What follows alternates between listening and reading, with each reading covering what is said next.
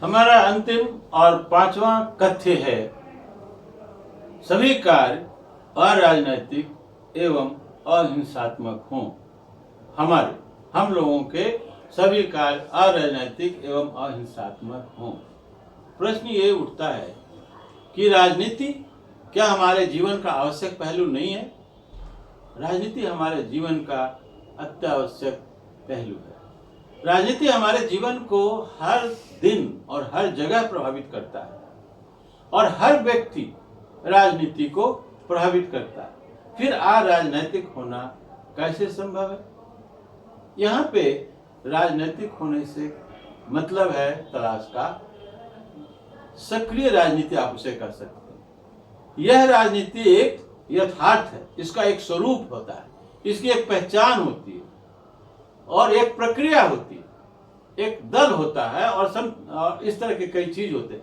इसका एक उद्देश्य होता है और इसका सबसे बड़ा उद्देश्य होता है सत्ता हासिल करना और सत्ता परिवर्तन के खेल में लगे रहना, जिससे बहुत हानि होती है। सत्ता परिवर्तन कभी रूस में हुआ था, रूसी क्रांति हुई थी, कभी फ्रांस में हुआ था और उस परिवर्तन से वह एक राजनीतिक परिवर्तन था और उस राजनीतिक परिवर्तन से बहुत अच्छे कार्य हुए, लोगों के लिए अच्छे कार्य हुए। यह बात बिल्कुल सही है और सत्ता के द्वारा सब कोई परिवर्तन करना सबसे आसान और असरदार रास्ता भी है।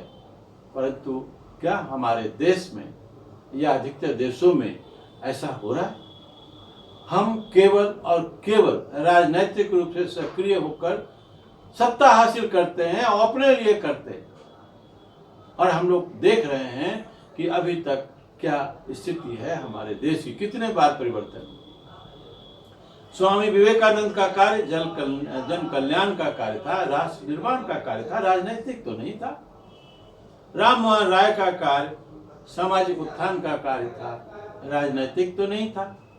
महात्मा गांधी का कार्य सामाजिक उत्थान के लिए राजनीति का शासन तंत्र के उपयोग का मार्ग था, परंतु स्वयं वो राजनीति से दूर थे और इसी कारण वो ये परिवर्तन कर पाए। यदि कहीं उनकी मंशा होती कि वो प्रधानमंत्री बनेंगे, राष्ट्रपति बनेंगे, तो क्या आपको लगता है कि वो कभी सफल हो सकते थे? तो तलाश का कहने का सीधा अर्थ यही है, क्योंकि राजनीति में विरोधाभास है, यहाँ रेखाएं खींच जाती हैं, समग्रता का संभव ही नहीं है, प्रलोभन और मजबूरियां होती हैं, इसलिए उद्देश्य भटक जाता है। अराजनैतिक होकर कार्य करने में हमेशा उद्देश्य स्थिर होता है, लक्ष्य मालूम रहता है और उसमें प्रलोभन और मजबूरियां नहीं रहती हैं, क्योंकि यह स्वैच्छिक होता है।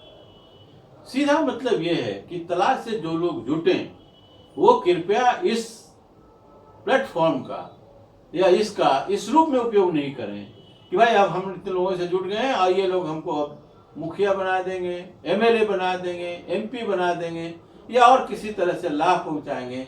यह चीज बिल्कुल नहीं होना चाहिए। इसीलिए तलाश से जुटने वाले लोगों को अनुरोध है तलाश का कि भाई आप बिल्कुल अराजनीतिक रहिए। अराजनीतिक होने से मतलब यही है। अब है कि अहिंसा का क्या बात है भाई? आज दुनिया में अहिंसात्मक ढंग से क्या हो रहा है और क्या संभव है? आप देखेंगे कि जैसा हमने कहा था कि गलत को गलत कर, गलत को गलत कहने में एक किस्म की हिंसा है, क्योंकि वह दूसरे को ऑफेंड करता है और वह झगड़े पर उतार हो जाता है और झगड़ा हो जाता है। एक बार जब झगड़ा हो जाता है तो इसमें शक्ति का ह्रास होता है और दोनों पक्ष के शक्ति का ह्रास होता है। फल क्या होता है? कार्य तो आगे नहीं ही होती है, अन्य कार्यों में भी बाधा हो जाती है और लोग ऐसे झगड़ों में नहीं पड़ने की कसम खाते हैं। कहने का मतलब एक जो अच्छा और सक्रिय काम था कि कहीं गलत होगा तो हम गलत कहेंगे, उससे भी लोग निष्क्रिय और निष्प्रभावी हो जाते हैं और अपने को अलग जड़ता में डाल देते हैं, क्योंकि हिंसा में संघर्ष नहीं है, सन्निहित है। यह छूटे हुए बाण की तरह है, न लौट सकता है और न इसका पुनः उपयोग हो सकता है।